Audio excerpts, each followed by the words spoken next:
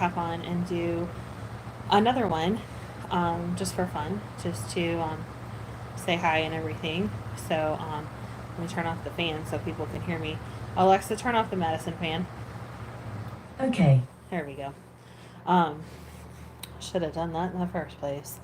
But anyway, um, like I said, I had a lot of fun this morning on this morning's live, so I just wanted to hop back on and say hello again. So um, we will kind of get this going, so to speak. Um, anyway, this morning we talked about Jeremiah 29:11, which is one of my most favorite verses. And I, hello, whoever just stopped in, feel free to say hi and like.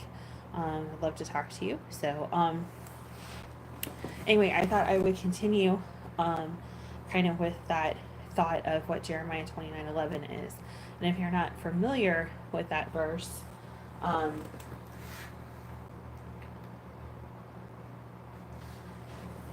I have it pulled up on the computer. But basically, for I know the plans I have for you, declares the Lord, plans to prosper you and not to harm you, plans to give you a hope and a future. And that's a verse that, it's a verse that I think gives us a lot of hope. And it's a verse that people also have a lot of questions about because, how do we know what God's plans are for us? And that's a good question. How do you know what you're supposed to do? And I think you have to start with the conversation within yourself between you and God about where you're supposed to be going and like what you're supposed to be doing. Um, and I think it's an interesting question, and we have to decide what we're good at, what talents we've been given, and what we can do with those. So there's that. Some verses that I found that kind of go along with that are there's a verse in Esther, which is a fairly short book of the Bible, but it's a very powerful book of the Bible. It's a very female oriented book of the Bible, which is kind of unique for what it is. But in Esther 4:14, perhaps you were born for such a time as this. So we question, sometimes we think, oh, I wish I would have been born 10 years sooner or 10 years later or whatever, um, because you feel like you don't fit in with the generation that you're in or the knowledge base of what some people are exceptionally good at computers, and if they would have been born later, they would have grown up with a computer, their whole lifetime. Computers weren't a big thing in my childhood. They didn't come out until I was in, I guess, middle school, I guess. Yeah, middle school. Um, and back then, Oregon Trail was the game of the day. So, um, some people that are exceptionally good at computers, my spouse, for example, if my spouse would have had the opportunity to have a computer as a child, I think the outcome of what they were, what the knowledge and the ability for Madison probably would have been completely different than if Madison had been born when Madison was, and didn't have computers until later in life, like me. So we think, maybe I was born at the wrong time, and that's I don't think that's true. I think you adapt to whatever situation that you're put in, and we're pretty resilient as people. God made us that way. We're pretty darn resilient. We can kind of adapt to whatever situation we're put in, good or bad. And so I think what this verse is saying is you were born for the time that you were born in, and you make the best of it. And what you overcome and what you do to overcome and fit in the time period and the space that you're in is what makes you you. Um, it's kind of like when you, for example, my family moved when I was in middle school, and it wasn't, my parents decided to move us over Christmas break because they thought it might be easier. But it was a huge, moving is a huge transition for anybody, adults and or children. But I went, hi, Mike, nice to see you here. Welcome. Um, but when we moved, I went from going to elementary school that was K through 6 to going to a middle school that had 6th, 7th, and 8th. And so it was a huge transition. And um, I really didn't feel like I fit in there. I really didn't feel like, um, I just felt totally overwhelmed by the situation. And it took me a long time to just accept that I wasn't like the people that, most of the people that lived there. I wasn't like the people that, those people had already made friends. Those people already had the groups of friends that they hung out with. And so I had to fit in. I had to make a place for me to fit. And I did. It didn't really happen until high school, but I did have a group of people that I hung out with, and that we kind of were a little band of misfits, so to speak, but we made it work and we took care of each other, and um, we got through the good times and the bad times. So you learn to adapt and you overcome, and there's the common phrase that goes around: what doesn't kill you makes you stronger.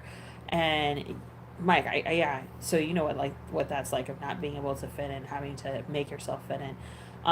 But God doesn't want us to feel like if it doesn't kill me, it's going to make me stronger, kind of thing. God wants to see us making ourselves successful. And when you stop and think about the things that you learn from adversity, and from struggle, and from rough times, that's really when you learn the most. And I was talking about this morning that when you go through a rough season or a rough period, um, are if you are somebody that has a lot of faith, or someone who is on the edge of believing, we tend to run to God when we're in a bad place, and that seems to be comforting and helpful, and that's a good thing. I'm not saying it's not a good thing, but on the other side of that, we have to learn to go to God when things are good. And I think um, I think the book of Esther as a whole is a really good example of that, because you're talking about someone that kept their faith throughout, and was loyal. She was loyal to her mother-in-law throughout the entire book. Everything that she did, she was loyal to a woman who hadn't even raised her. But she was loyal to her because that was her duty and that was her responsibility, and she didn't walk away. And she was accepting of the fact that she needed to take care of this person. And in the end, she got rewarded for it. And I think it's like, when you stick to what's true, when you stick to what's right, in the end, it's going to work out okay. It doesn't mean that nice people don't finish last, or nice people don't get, the short end of the stick sometimes, because sometimes it genuinely feels like if you play by the rules and you do the things that you're supposed to do, sometimes you feel like you don't get the same opportunities as people who play fast and loose with the rules. But when you get through the whole end of it, when you get through whatever you're going through, the people that play by the rules, the people that do what is supposed to be right, that take care of other people, eventually, in the long run, they get the better rewards, um, the better things in life. And I'm not saying that they win the lottery and they buy $1 million house or anything like that. I'm not saying anything like that, but I think long term, when you're a good person, the rewards outweigh what you went through, um, any struggles or anything like that you went through. So, um, there's lots of people in my life that I could use an example for that, but, um, I think people that, for example, if you wind up going through, a bad breakup or a bad divorce, if you're the person that tries to be the better person and not be hateful and not be childish when that breakup happens, and if there's children involved, you take care of the children, um, then you're the better person than the person who is just looking for nasty things to say and looking for ways to get back at you because the relationship broke apart. Mike said amen to that. Yeah, absolutely. I think sometimes, good people, like, there's, like I said, they get that feeling that nice guys finish last, and sometimes it does feel like that. But in the long run, um, when we do what we're supposed to do, when we follow the very simple rules that are laid out to us in the Bible by God, and they're not complicated rules. I mean, honestly, the Ten Commandments as a whole are pretty simple to follow. The things that Jesus taught us, loving others as much as we love ourselves, if not more. I mean, these aren't complicated things, but we make them complicated because we say, well, this person, I don't have to love them because they live a lifestyle that I don't agree with, or this person I don't have to love because they made mistakes in their life. No, Jesus didn't say you don't have to love this person, but you should love. No, Jesus said you love everybody and you love them equally. Um, and sometimes we forget that Jesus didn't make those distinctions between who we're supposed to love, that he just loved everybody. It doesn't mean that he approved of everybody. It doesn't mean that he was happy with everybody. It doesn't mean that he said, I'm going to love you and, it doesn't matter what you do. No, that's not what he said.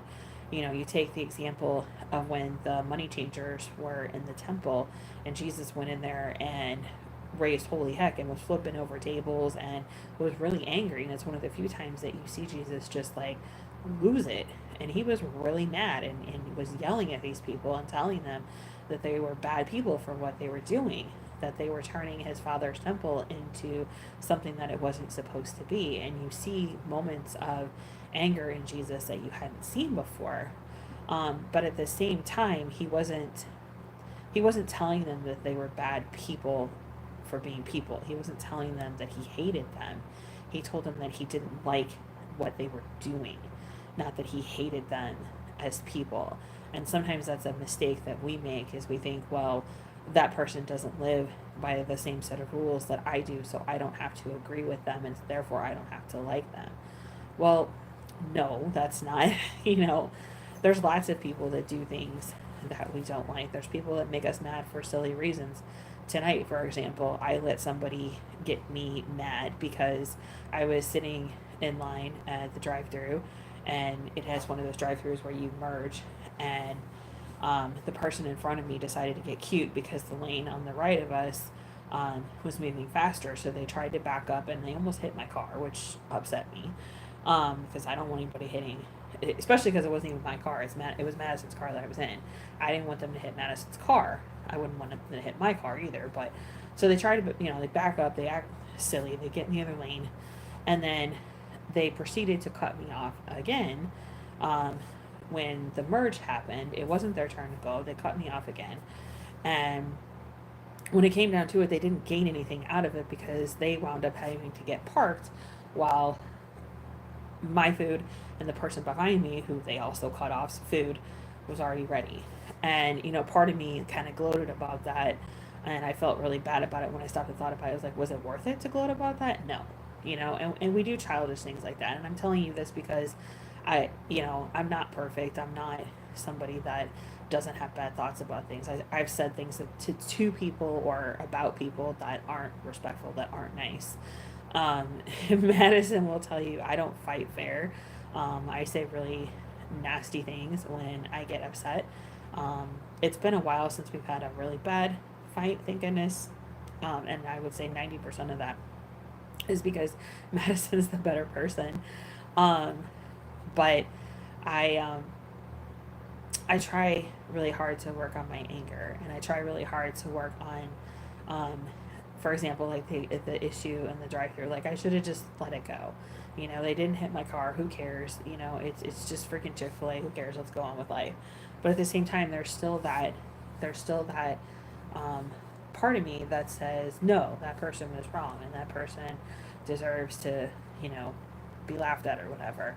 And that's the difference between what we are as humans and what God is and what Jesus was when he was here.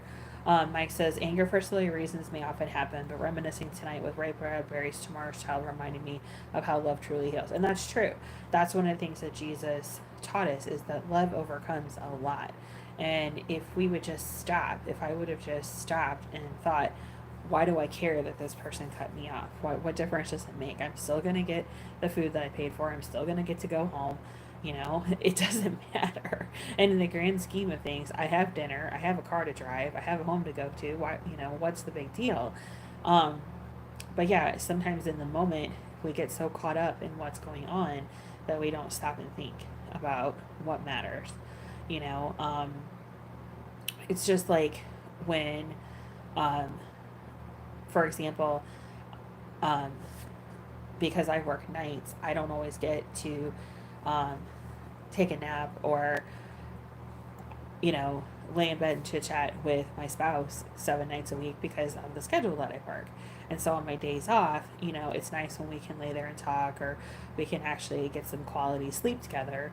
And, you know, it sounds so silly, but I genuinely sleep better if Madison is sleeping, you know, in the same bed as me. But then the dogs are like, hey, let's have a party. Everybody's home. And I get frustrated with the dogs because they're like, ooh, everybody's home. We want to hang out with you. And it's like, no, we want to sleep. But, um, you know, you have to have give and take. The dogs love you. The dogs love you unconditionally, and you just have to go. Okay, come on in. We'll have a, you know, we'll pet all the dogs. Everybody will be happy, you know, and eventually we'll all go to sleep. So, you know, it's just you just have to put things in perspective. And yeah, I know that's way easier said than done. For example, my mistake tonight in the drive-through, that was totally out of line, and that shouldn't have happened. So, um, anyway, so it's kind of a roundabout way of getting back to what I was talking about. And it's part of what God's plan is that if you are somebody, Madison always says that I'm a people person, and I've been told that a lot, that I make people feel comfortable. And then when I do stuff like I did tonight, I question that. I question if I really am a people person because I let people bug me or get under my skin when silly stuff happens. And I have to step back and realize that no, I still am that same person. It's just I need to control my emotions. So, you know, you can still be the person that God has laid you out to be, that God had the same plans for. But how you behave, how you manage your life, how you act is ultimately what decides how that outcome plays out. Because God can say, okay, this person is a great people person. This is somebody that is like an example of my mom. She's somebody that's very relatable. She's somebody that people feel comfortable learning from. She's somebody that can grab people's attention and keep people's attention in the classroom. That's why she was a teacher and then later a school counselor. But at the same time, especially when my mom was a counselor and kids were coming in and telling her, you know, horrible stuff that was going on at home, she could be mad at the situation, but she couldn't be mad at the parents. And that's a hard thing to do. You have to decide, you know, if it's a case where there's child abuse, you know, you have to take the emotions out of it and do the right thing and make things happen the way they're supposed to happen to take care of that kid. Getting mad at the situation, getting upset with what's going on, you put so much emotion in it that you're no longer taking care of what needs to get taken care of, and then things don't work out like they should. So we have to take the gifts that God has given us and use them in a positive way, and then you're going to see that that you are on the right path, that you are doing the right thing. So another verse that I think relates to that is in Romans 8:28. And we know that for those who love God, all things work together for good, for those who are called according to his purpose. So when you're doing the things that God has called you to do, and sometimes that's harder to figure out than others, and sometimes it's trial and error. You know, I thought I was doing the right thing when I was a retail manager because I was very pro associate and I was really trying to take care of the people that were under me, you know, and I tried to do the right thing and make sure that they got fair hours, that they got treated with respect, that their ideas and their concerns were heard and addressed. And unfortunately, that just wasn't the corporate culture that I was working for. You know, I was working for a company that saw um, the hourly associates as a means to an end, as a way to get things done. And yes, you need in retail, you need people to do the hard work. You need people to unload the trucks. You need people to stock the shelves. You need people to do all those things. But I wanted those people to be treated with respect. You know, I have a really good friend that works overnight with Madison's daughter, my stepdaughter, and you know the horror stories you hear about how people are treated, even now, at retail. It's just awful, and people shouldn't be treated that way. People should be treated with respect. People should be treated with their best interests at heart, and the interests of the company as well. But people that are higher up only see the bottom line and not the people that get them there. And so that's part of the reason why I left, is because I couldn't continue to function in that um, in that situation. I was too pro associate. I didn't fit in with the store managers. I didn't fit in when I was assistant. I didn't fit in with the co-managers. When I was a co, I was out on my own island for feeling how I was. And I used to go home um, and just vent to Madison nonstop about how awful it was, because that no one saw the associates like I did. And now I see how my stepdaughter is treated, how my friend is treated, how her husband is treated, that they're just some kind of cog in the big machine, and that's just not right.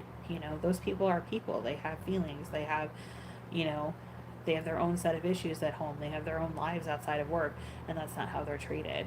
Mike said, my jobs in the past from Value Village and Rogers TV to CareCore have made me feel at the time that I was on a path that God wanted for me. And that's good. That's good. When there's some people that retail, like, they're super successful at it, and they could be managers, they could be hourly associates, but there's some people like, I know I've gone into certain places, fast food, retail, and you have somebody that just has like the best personality. Like, they are just excited to be alive, and you could be having the worst day ever, and that person, they're just like, they have one of those infectious smiles, and like, you can't not have a good day around them. And those are the people that, like, you're like, wow, like, why are you not running this company? And it's probably because they don't want to be. I'm gonna try to adjust my camera here a little bit, guys, bear with me. I realize I'm kind of in an awkward, there we go. um Sorry, trying to adjust that up a little bit, but no, you see these people that are like super excited. They're like the poster child for whatever industry they're in, and when you talk to them, you just can't help but be in a good mood because they're in such a good mood.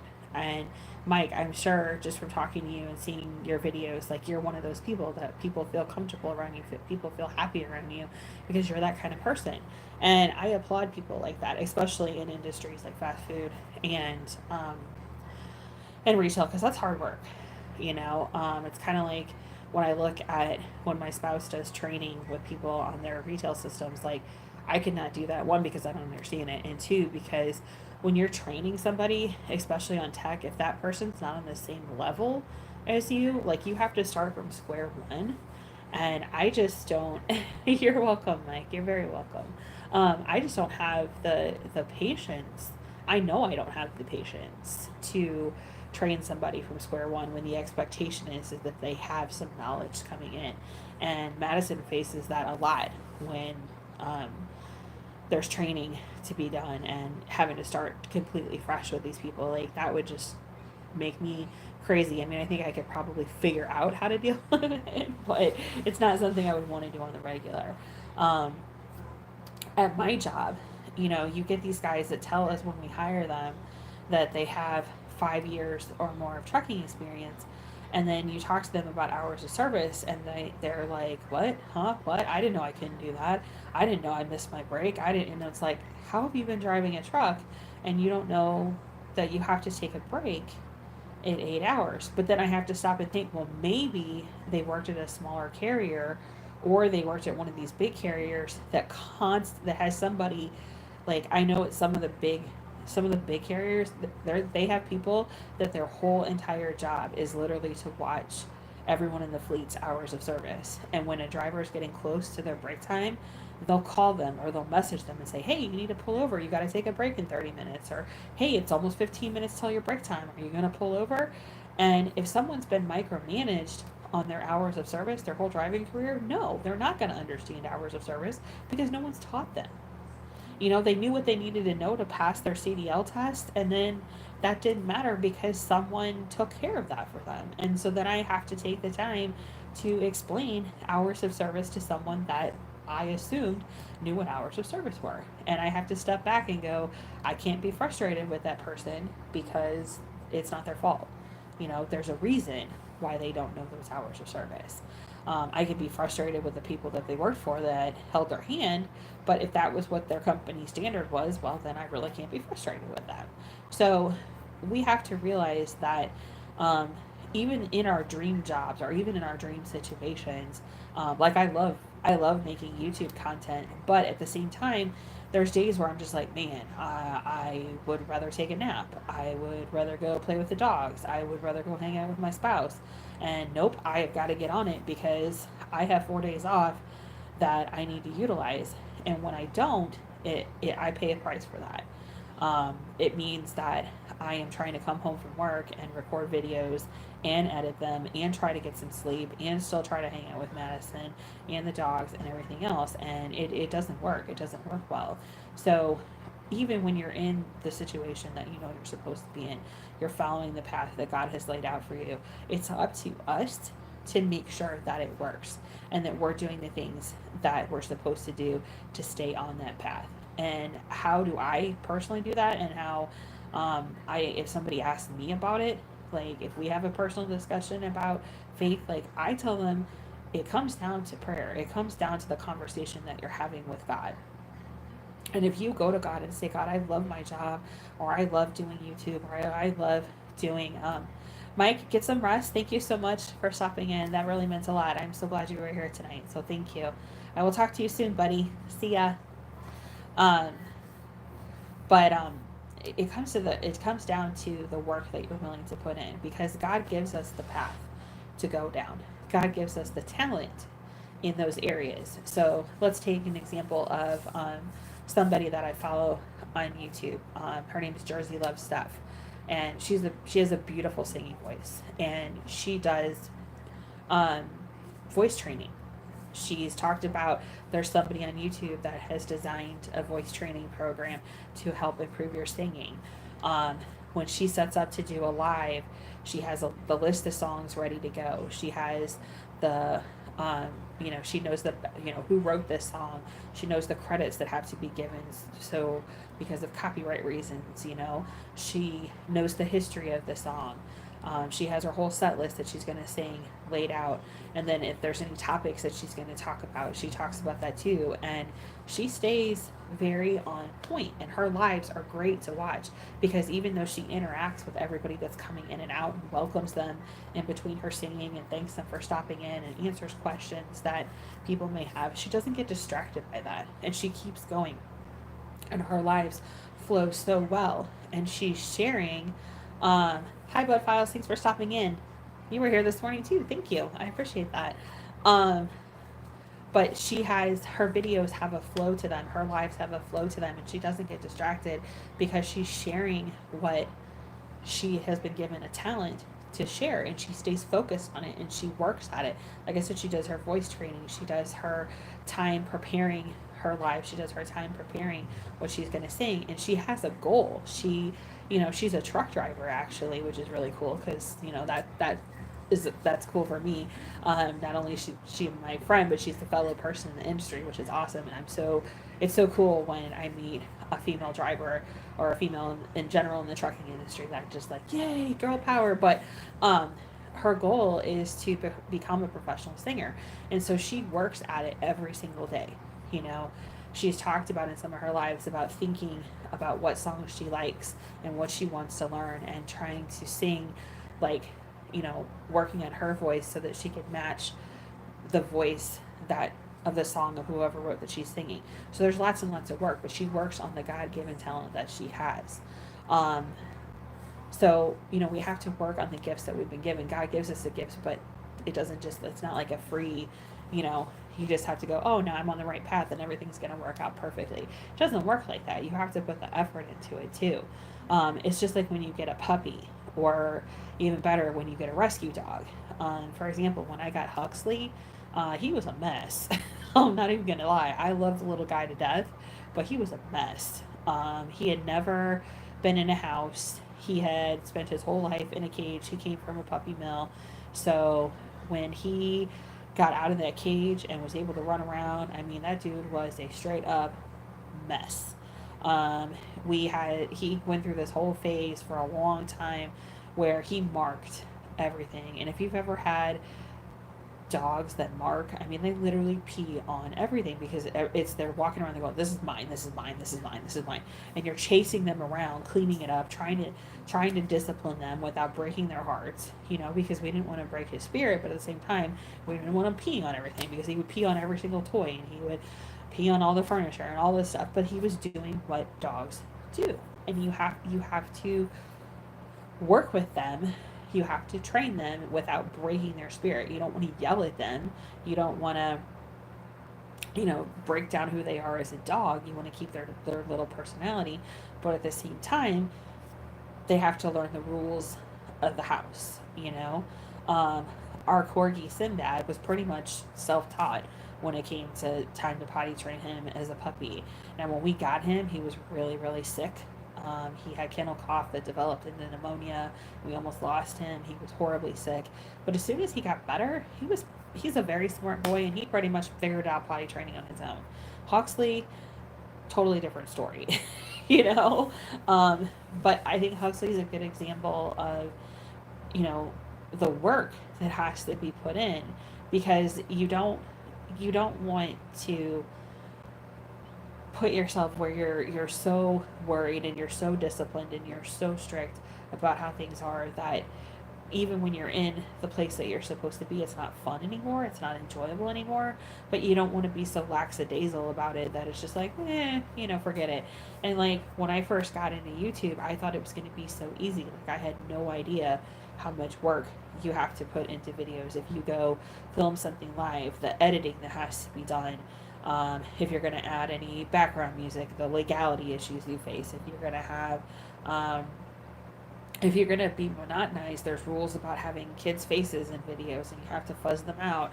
If you, and what do you do to keep people interested in your channel? What do you do to keep people coming back? If you're a channel that focuses on one thing, are people going to constantly like that one thing? Or what are you going to do to keep people coming back to make your channel interesting? And that's an interesting challenge. Budfile, since you're here, I love your channel because, and you've always said thanks for loving our randomness. I love you guys because you are so random. You laugh, you have a good time, everybody does their own part on your channel. Everybody brings their own personality to your channel, and that's enjoyable because it's not the same. You're not a one-trick pony. It's not the same video every time I log on to see you guys. Sure, you're talking about history. Sure, you're talking about preserving history, and you're talking about historical events in a lot of your videos. But at the same time, everybody's personality comes out. I get to see you guys walking around and doing different things, laughing at each other, having a good time. And then in your members only video, I've gotten to see people with their creative talents. I've gotten to see people talk about things that I would have never even talked about. Like, how many times a car flips in a NASCAR. I see the car crash. I'm like, oh my gosh, that's horrible. But then somebody actually analyzes what happened, what caused that crash, how many times that car flipped.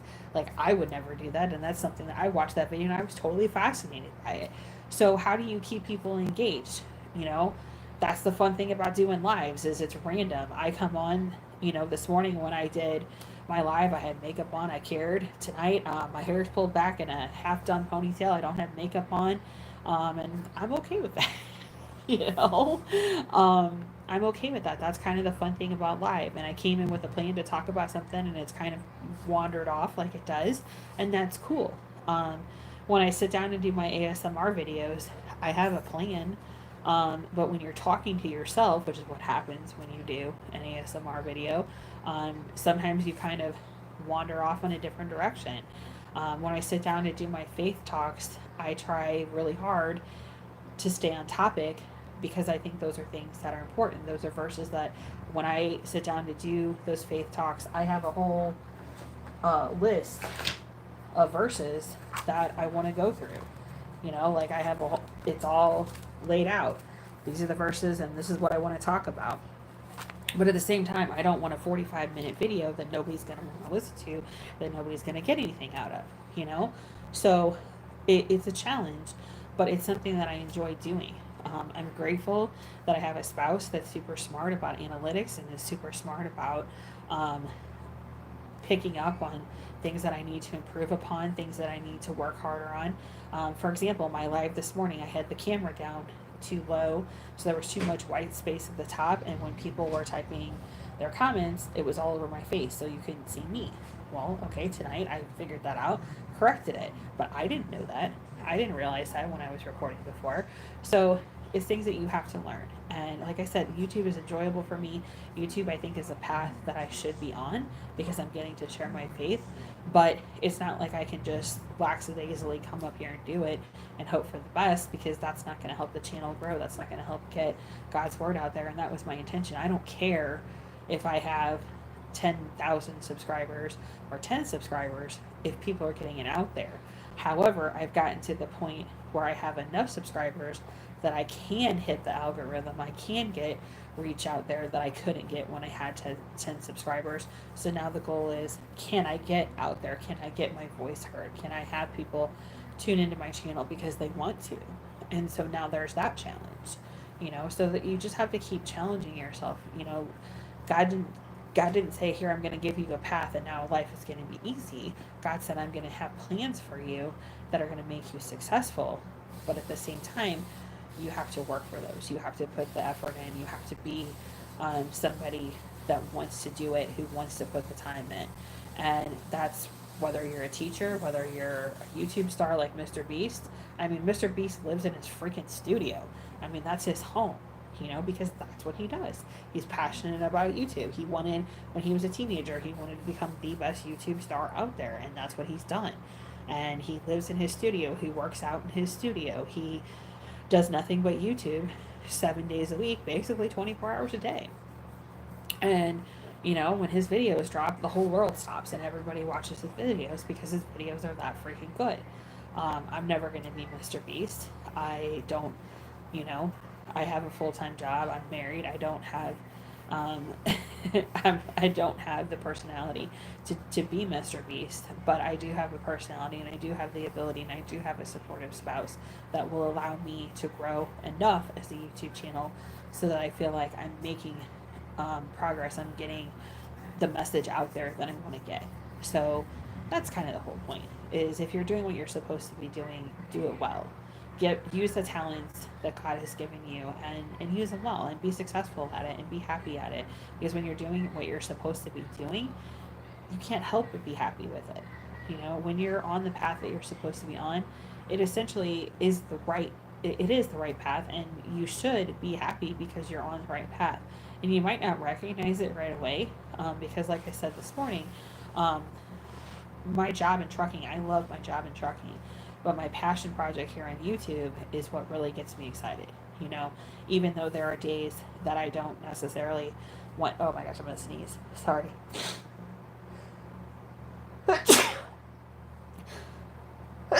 I am so sorry, guys.